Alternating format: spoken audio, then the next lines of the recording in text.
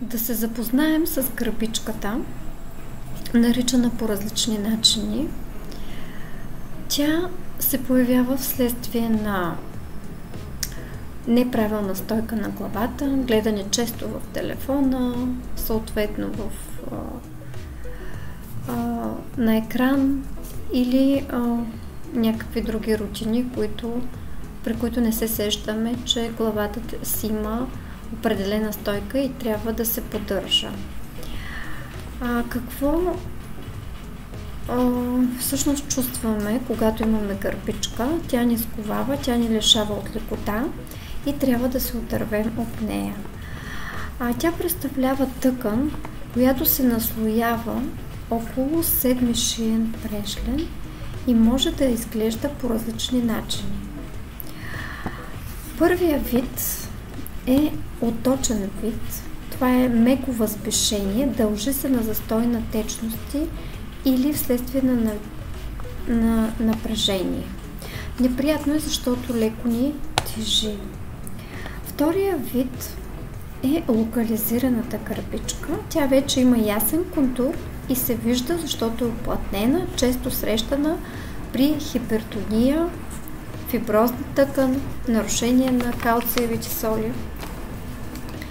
Сега ще покажа обаче няколко приема, които до месец, ако се правят ежедневно, могат да ни отърват от гърбичката. Упражнение за корекция на гърбичка е, когато се усетим, че сме по този начин, слагаме ръка и с два пръста изправяме главата. Съответно, по този начин може да усетим как трябва правилно да стои главата ни чрез това просто движение. Трети прием. Слагаме ръце върху челото, опъваме ръцете и затваряме. Затваряйки, избутваме главата назад.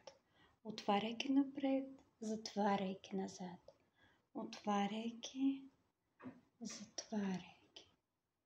По този начин също придобиваме правилна позиция на главата. Това бяха трети приема. Надявам се да се справим с нашата гърбичка. И последно можем да размачкваме нашата гърбичка по този начин. С двете ръце. Първо нагоре. Така долу-горе около минута или две. И втория вариант е настрани. По този начин. Значи първо направо, после перпендикулярно. Минута-две, всеки ден размачвайки гърбичката, но с сила, с помощта на тези две ръце и с сила. След един месец гърбичката ще изчезне. Благодаря ви.